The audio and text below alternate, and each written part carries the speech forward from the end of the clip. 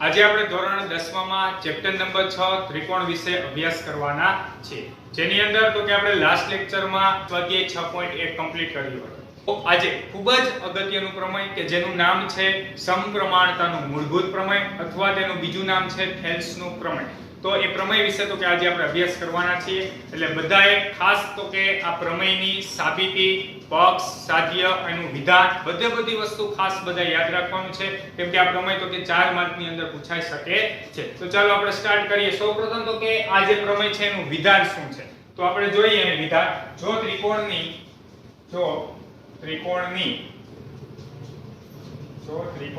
કોઈ એક બાજુને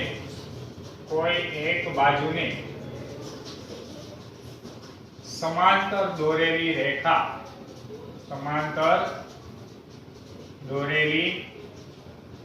રેખા બાકીની બે બાજુઓને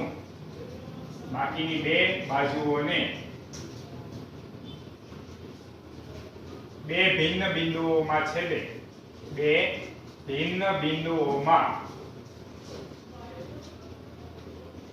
છેદે તો તે બાજુઓ પર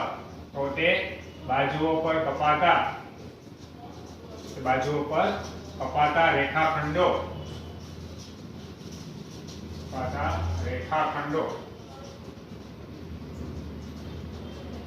તે બાજુઓનું સમપ્રમાણમાં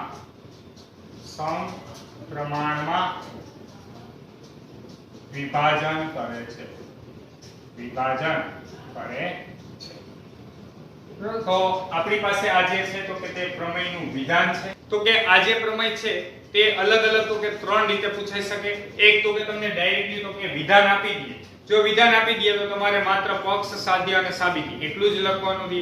પરંતુ જો તમને એવું કહેવામાં આવે કે સમપ્રમાણતાનું મૂળભૂત પ્રમેય લખો તો તમારે વિધાન પણ જાતે લખવું પડે, ત્યારબાદ પક્ષ, સાધ્ય અને સાબિતી તો બધું લખવાનું છે. અથવા જો તમને એવું પૂછે કે થેલ્સનું પ્રમેય તો પણ તમારે વિધાન અનુવાદ અને ત્યારબાદ તો કે સાબિતી, પક્ષ, સાધ્ય અને સાબિતી લખવાનું. સમજાય છે બધાને? તો આ પ્રમેય અલગ 3 રીતે પૂછાઈ શકે. કાં તો તમને વિધાન પૂછી શકે, કાં તો તમને સમપ્રમાણતાનું પ્રમેય અથવા તો કે થેલ્સનું પ્રમેય. આ આવી રીતે તો કે અલગ 3 રીતે પૂછાઈ શકે. સૌપ્રથમ તો કે આપણી પાસે આ વિધાન જે છે એ હમણાં કઈ રીતે યાદ રાખવું તો કે તમને સમજાઈ જશે. આપણે તો કે એક આકૃતિ દોરીએ એટલે તમને વધારે ખ્યાલ પડે. તો કે સૌપ્રથમ તો કે આપણે ધારો કે ત્રિકોણ ABC લઈએ. ચાલો શું લઈએ? ત્રિકોણ ABC. ચાલો બધા ખાસ વ્યવસ્થિત સમજવામાં ધ્યાન આપજો તો પ્રમેય આખો અહીંયા જ આવડી જશે. ચાલો આપણે શું લીધું? એક ત્રિકોણ ABC. હવે અહીંયા તો કે સ્ટેટમેન્ટ બધા વાંચો.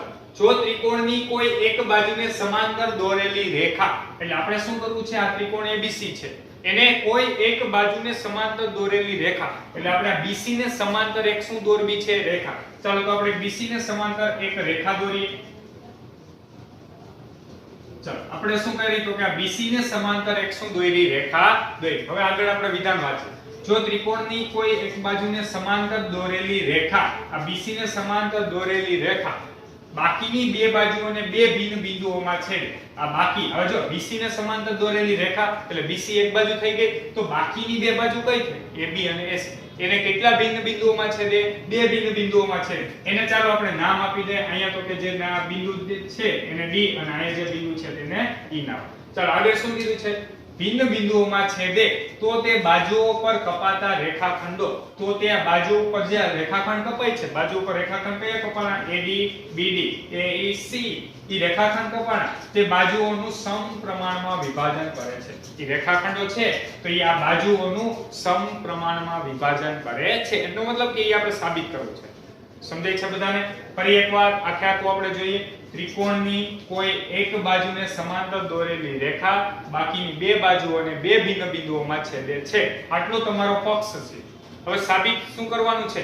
તો કે આપણી પાસે આ જે રેખાખંડો કપાય છે તે આ બાજુઓનું તો કે સમપ્રમાણમાં વિભાજન કરે છે. એ આપણે શું કરવું છે? સાબિત કરવું છે. ચાલો તો હવે સૌપ્રથમ આપણે પક્ષ અને સાધ્ય તો કે લખી લઈએ. તો બધા ખાસ ધ્યાન આપજો. ચાલો પક્ષ લખીએ છીએ આપણે. ચાલો તો અહીં આપણી પાસે પક્ષ શું થશે? તો કે પક્ષ મીન્સ આપણને સ્ટેટમેન્ટમાં જે આપી દીધું હોય તે. તો અહીં સ્ટેટમેન્ટમાં શું આપ્યું છે તો કે તો પહેલાનું બધું પક્ષ છે. એટલે ત્રિકોણ છે એની એક બાજુને સમાંતર દોરેલી રેખા છે, બાકીની બે બાજુઓને બે ભિન્ન બિંદુઓમાં છેદે છે. આટલી તો કે આપણી પાસે વસ્તુ પક્ષની અંદર છે. તો હવે એ જ વસ્તુ આપણે સાંકેતિક લેંગ્વેજમાં લખવાની છે. એટલે આપણે આકૃતિમાં જે નોટેશન આપ્યા છે એ નોટેશન દ્વારા આપણે દર્શાવવાનું છે. તો ચાલો આપણે દર્શાવીએ. ત્રિકોણ ABC માં આખે આખું વિધાન નહીં લખવાનું છે પરંતુ નોટેશન સાથે. ચાલો ત્રિકોણ ABC માં તો કે કોઈ એક બાજુને સમાંતર દોરેલી રેખા, એટલે કઈ બાજુને તો આપણે લખીએ ત્રિકોણ ABC માં BC ને સમાંતર દોરેલી રેખા, BC ને સમાંતર દોરેલી રેખા બાકીની બે બાજુઓને બે ભિન્ન બિંદુઓમાં છેદે. બાકીની બે બાજુ કઈ થઈ? AB અને AC. તો હવે આપણે લખીએ ત્રિકોણ ABC માં BC ને સમાંતર દોરેલી રેખા AB તથા AC ને અનુક્રમે D તથા E બિંદુમાં છેદે છે.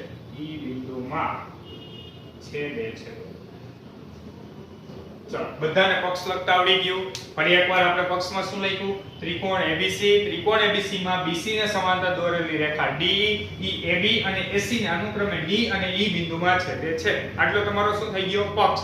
હવે સાધ્ય શું છે આપણું? સાધ્ય મીન્સ કે શું આપણે સાબિત કરવું છે. સાબિત શું કરવું છે? તો તે બાજુઓ ઉપર કપાતા રેખાખંડો, કે તે આ બાજુઓ જે હતી એની ઉપર કપાતા રેખાખંડો, એટલે રેખાખંડો કપાણા તે બાજુઓનું સમપ્રમાણમાં વિભાજન કરે છે. સમપ્રમાણ મીન્સ યાદ કરો લાસ્ટ લેક્ચરમાં આપણે શું કીધું હતું? સમપ્રમાણ એટલે શું થાય? તો કે બાજુઓનો ગુણોત્તર સમાન. બરાબર, બંનેનો મીનિંગ એક થાય. બાજુઓનો ગુણોત્તર સમાન અથવા બાજુઓ સમપ્રમાણમાં છે. તો આપણે સાબિત શું કરવું છે?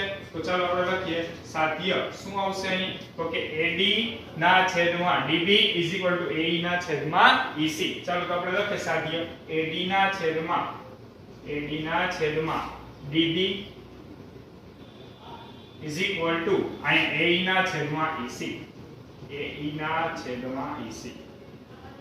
ચાલો સાધ્ય બધાને સમજાણું. શું કીધું? બાજુ ઉપર કપાતા રેખાખંડો તે બાજુઓનું સમપ્રમાણમાં વિભાજન કરે છે. એનો મતલબ કે બાજુઓનો ગુણોત્તર સમાન છે એવું આપણે સાબિત કરવું છે.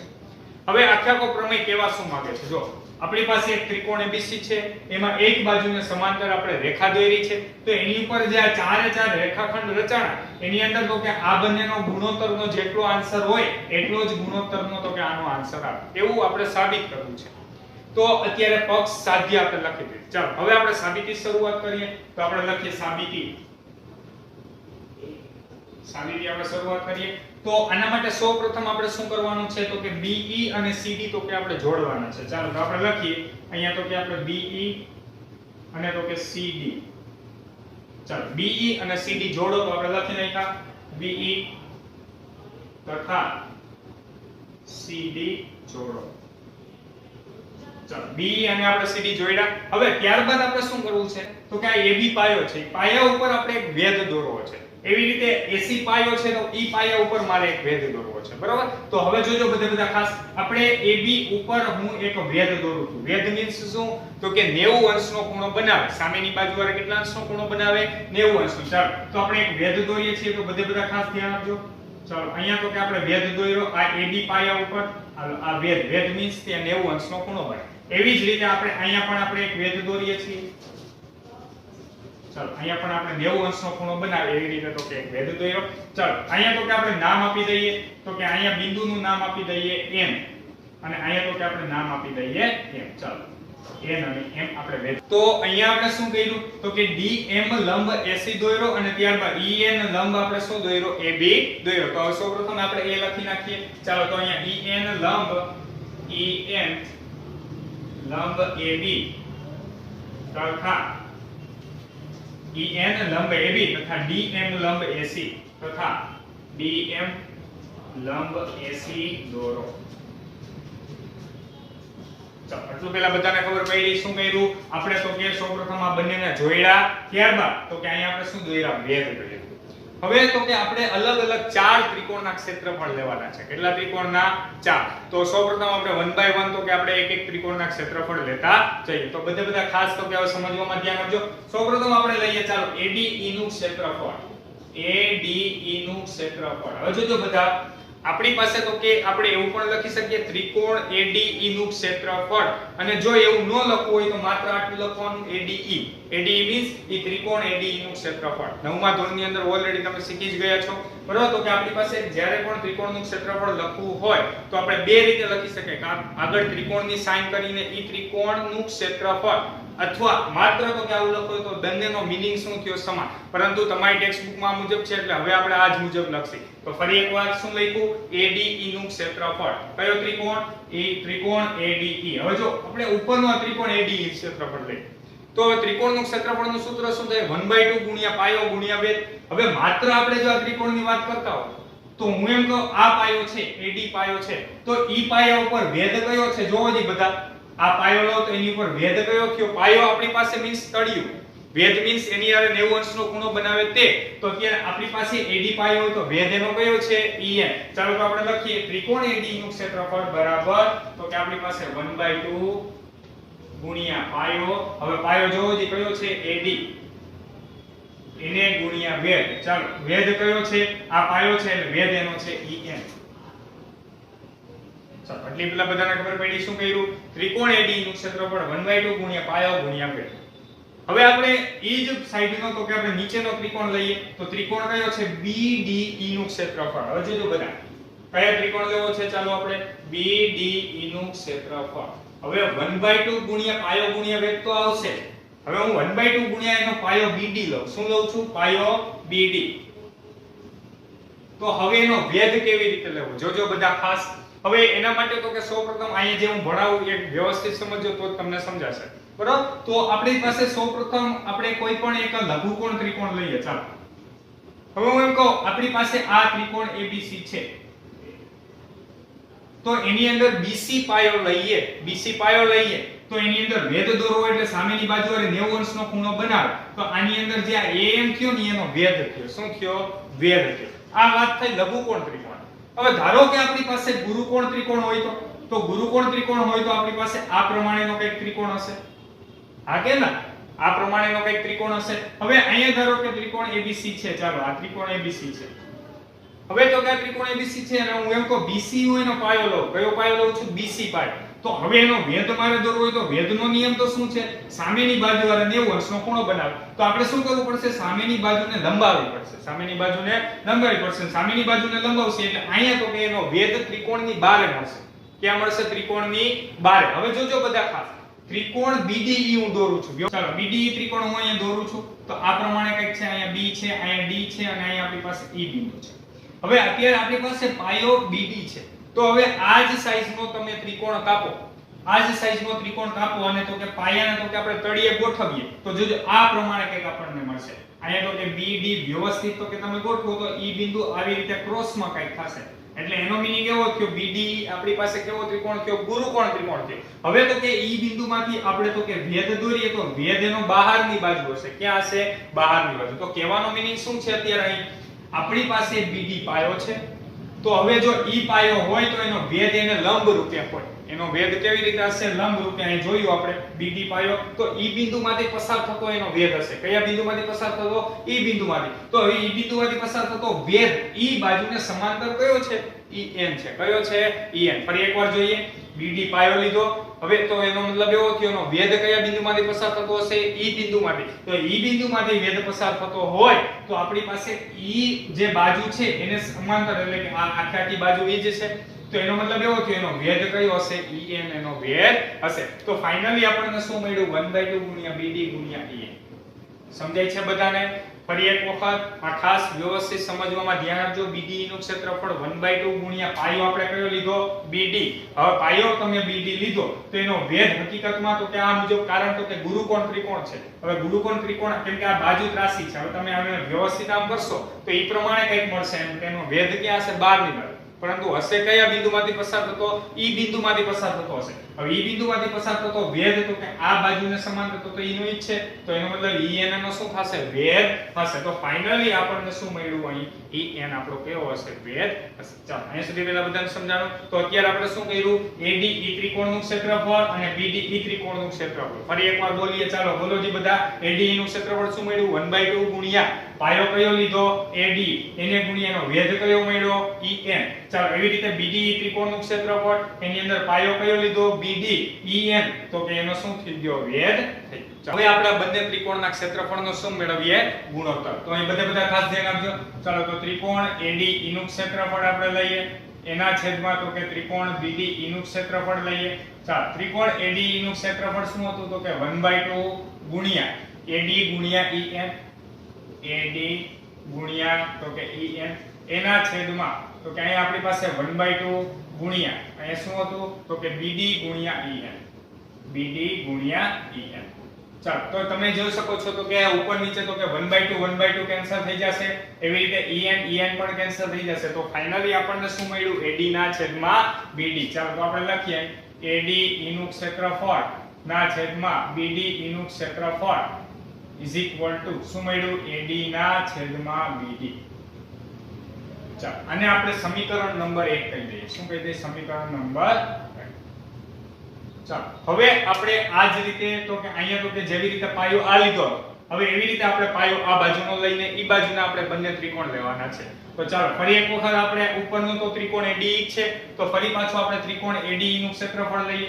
AD નું ક્ષેત્રફળ ચાલો કેટલું થશે? તો કે 1/2 ગુણ્યા હવે પાયો. હવે જો પાયો ત્યારે આ બાજુનો લીધો, હવે પાયો આપણે આ બાજુનો લઈએ. ચાલો આ બાજુનો પાયો તો કયો આવશે? AE. હવે પાયો જો AE ગયો તો એની ઉપરનો ભેદ કયો છે? જોવો જી બધા, DM. તો ફાઇનલી આપણને શું મળ્યું? 1/2 ગુણ્યા AE એને ગુણ્યા DM.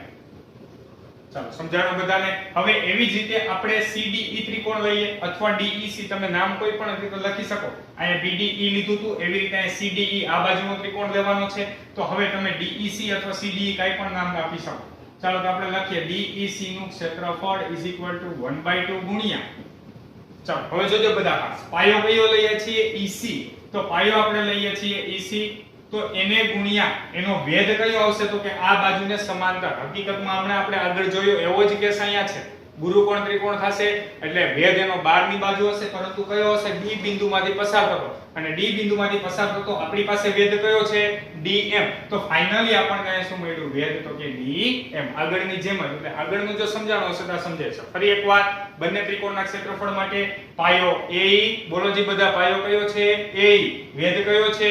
DM. ત્રિકોણ DEC માટે પાયો કયો લીધો? EC. તેનો ભેદ કયો થાય? આ એને પેરેલલ કયો છે? તો કે DM. બરાબર, D બિંદુમાંથી પસાર થતો આ બાજુ ઉપર દોરેલો વેધ, તો એનો મતલબ એવો થયો DM એનો શું થયો? વેધ થયો. ચાલો આવડી ગયું બધાને. તો અત્યારે આપણી પાસે આ બંને ત્રિકોણના ક્ષેત્રફળ મળી ગયા. ફરી પાછો આપણે બંનેનો ગુણોત્તર મેળવી લઈએ. ચાલો તો હવે બંનેનો ગુણોત્તર લઈએ તો બધા ખાસ ધ્યાન આપજો.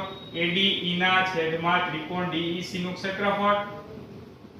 ચાલો અહીંયા તો 1/2 ગુણ્યા AE એને ગુણ્યા શું આવશે? DM. એના આખાના છેદમાં તો કે 1/2 ગુણ્યા તો કે EC એને ગુણ્યા DM.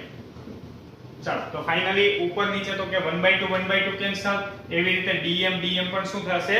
કેન્સલ. તો આપણને અહીંયા મળ્યું શું? તો કે ADE ના છેદમાં એટલે કે ત્રિકોણ ADE નું ક્ષેત્રફળ છેદમાં ત્રિકોણ DEC નું ક્ષેત્રફળ ઇઝ ઇક્વલ ટુ AE ના છેદમાં EC.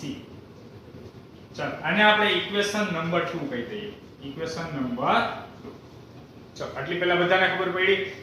તો હવે આપણે સાબિત શું કરવું હતું? તો કે AD ના છેદમાં BD બરાબર AE ના છેદમાં CE.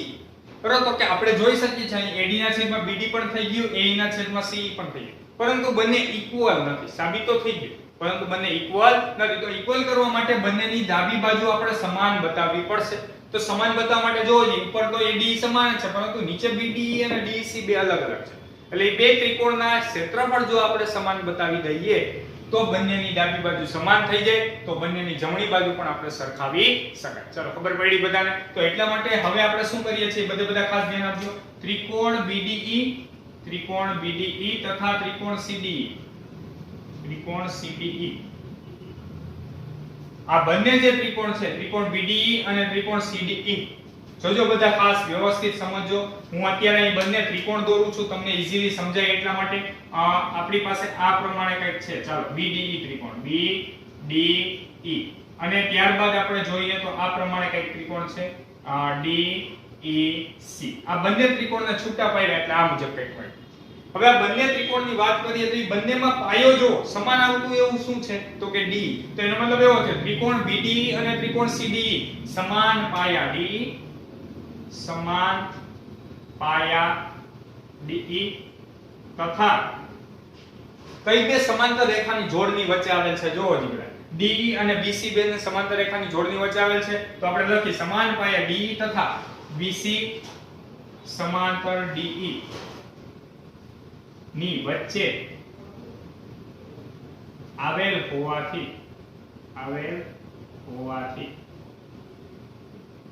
હવે તમારે 9મા ધોરણની અંદર એવું આવી ગયું કે કોઈ પણ બે ત્રિકોણ બે સમાંતર રેખાની જોડની વચ્ચે આવેલા હોય તથા તો કે એનો પાયો જો સમાન હોય તો એ બંને ત્રિકોણના ક્ષેત્રફળ હંમેશા કેવા થાય? સમાન જ થાય છે. હવે જોજો બધા ખાસ, ધારો કે આપણી પાસે આ એક પાયો છે AB. ચાલો હવે આ બંને ત્રિકોણ એટલે કે હું એક અહીં રેખાખંડ દોરું છું. ચાલો હવે તો કે AB માંથી જેટલા શરૂ થતા ત્રિકોણ દોરીએ તો એ બધાના ક્ષેત્રફળ સમાન જ થાય. જોજો બધા, આપણે AC અહીં આવી રીતે ત્રિકોણ દોરીએ કે આ રીતનો ત્રિકોણ દોરીએ કે આ રીતનો ત્રિકોણ દોરીએ, આ બધા ત્રિકોણના ક્ષેત્રફળ સમાન થાય. શું કામ? તો કે આપણી પાસે આ બંને ત્રિકોણ સમાન પાયા AB પર આવેલા છે તથા આ બંને સમાંતર રેખાની જોડની વચ્ચે આવેલા છે. તો આવો પ્રમેય આપણે 9મા ધોરણની અંદર આવી ગયો. એટલા માટે આપણે કહી શકીએ કે ત્રિકોણ BDE અને ત્રિકોણ CDE સમાન પાયા DE તથા બંને સમાંતર રેખાની જોડની વચ્ચે આવેલા છે. તો માટે હોવાથી તો આપણે શું કહી શકીએ? ત્રિકોણ BDE નું ક્ષેત્રફળ CDE નું ક્ષેત્રફળ. આને આપણે ઇક્વેશન નંબર 3 કહી દઈએ. કેટલા કહી દઈએ? Equation number 3. ચાલો તો હવે પરિણામ 1 2 3 પરથી હવે જો આપણે શું સાબિત કર્યું તો કે BDE અને CDE નું ક્ષેત્રફળ સમાન છે. એનો મતલબ એવો કે આ BDE અને આ ત્રિકોણ તો કે CDE અથવા તમે DEC લખશો તો પણ ચાલશે. તમને જો અહીંયા અલગ ન પડે એવું લાગે તો એટલા માટે આપણે અહીં DEC ત્રિકોણ લખી નાખીએ. ચાલો ત્રિકોણ DEC, એવી રીતે અહીંયા પણ આપણે DEC ત્રિકોણ લખી નાખીએ એટલે તમને અલગ ન લાગે. ચાલો CDE DEC એક જ હતા. તો અત્યારે પરિણામ 1 2 અને 3 પરથી આપણે શું લખી શકીએ તો BDE અને તો કે DEC બંનેના ક્ષેત્રફળ સમાન. તો એનો મતલબ અહીંયા તો કે બંને તો કે સમાન થઈ ગયા, તો બંનેની ડાબી બાજુ સમાન થઈ ગઈ, તો બંનેની જમણી બાજુ આપણે ડાયરેક્ટ સરખાવી શકીએ. તો આપણે માટે લખીએ કે માટે AD ના છેદમાં DB બરાબર AE ના છેદમાં EC. ચાલો તો અહીંયા તમારે પ્રમેય તો કે 6.1 સંપૂર્ણપણે કમ્પ્લીટ થાય છે. ફરી એક વખત આખું જોઈએ. સૌપ્રથમ તો કે આપણે વિધાન લખવાનું છે. વિધાન શું છે? ત્રિકોણમાં કોઈ એક બાજુને સમાંતર દોરેલી રેખા બાકીની બે બાજુઓને તો કે આપણી પાસે બે ભિન્ન બિંદુઓમાં છેદે તો તે બાજુઓ પર કપાતા રેખાખંડો તે બાજુઓનું સમાન ગુણોત્તરમાં વિભાજન કરે છે અથવા સમપ્રમાણમાં વિભાજન. ત્યારબાદ તો કે આપણે પક્ષ લખવાનો છે. તો ત્રિકોણ ABC માં BC ને સમાંતર દોરેલી રેખા D જે AB અને AC ના અનુક્રમે D અને E બિંદુમાં છેદે છે. ત્યારબાદ તો કે સાધ્ય શું આવશે? AD ના છેદમાં DB બરાબર AE ના છેદમાં EC. ત્યારબાદ આપણે મેઈન તો કે આપણું અહીં કામ શું છે તો કે ચાર ત્રિકોણના ક્ષેત્રફળ લેવાનું છે. તો ફરી એકવાર બધા તો કે હારોહાર બોલજો કે કયા ચાર ત્રિકોણ લેવા અને એનો પાયો કયો, ભેદ કયો. ચાલો ત્રિકોણ ADE લઉં છું. કયો ત્રિકોણ? ADE. બોલજો બધા 1/2 ગુણ્યા પાયો એનો AD લો તો એનો ભેદ કયો થાય? EM થાય. યાદ રહી ગયું? ત્યારબાદ આપણે ત્રિકોણ BDE લઈએ તો એનો પાયો BD લઈ તો એનો ભેદ એને પેરેલલ કયો છે? EM. તો એટલા માટે આપણી પાસે અહીંયા EN 1/2 કેન્સલ, AD ના છેદમાં BD મળી. ચાલો હવે ફરી પાછા બે નવા ત્રિકોણ લેવાના. ઉપરનો ત્રિકોણ તો AD પરંતુ પાયો કયો લેવાનો છે? AE. તો આપણી પાસે એનો ભેદ કયો થશે? DM. ચાલો એવી રીતે હવે નીચેનો ત્રિકોણ CDE ત્રિકોણ લ્યો તો પાયો એનો EC લ્યો તો એનો ભેદ એને પેરેલલ કયો છે? DM. તો ફાઇનલી આપણને અહીંયા DM 1/2 કેન્સલ, AD ના છેદમાં. છેલ્લે આપણે શું કહેવાનું છે તો અહીં બંને ત્રિકોણ જે છે તે સમાન પાયા D અને આ બંને સમાંતર રેખાની જોડની વચ્ચે આવેલા છે. માટે તો કે તે બંનેના ક્ષેત્રફળ કેવા થાય? સમાન થાય. તો એટલા માટે તો કે પહેલા 3 પરિણામ પરથી આપણે તો કે અહીં સાબિત થાય છે. ચલો સમજાઈ ગયું બધાને? તો આ પ્રમેય 6.1 બધાએ ખાસ વિધાન સહિત આખો પ્રમેય 2 થી 3 વખત લખીને વ્યવસ્થિત રીતે સમજીને યાદ રાખવાનો છે. ચલો તો સૌપ્રથમ બધા આ પ્રમેય લખી લ્યો, ત્યારબાદ આપણે આગળ ચર્ચા કરીએ.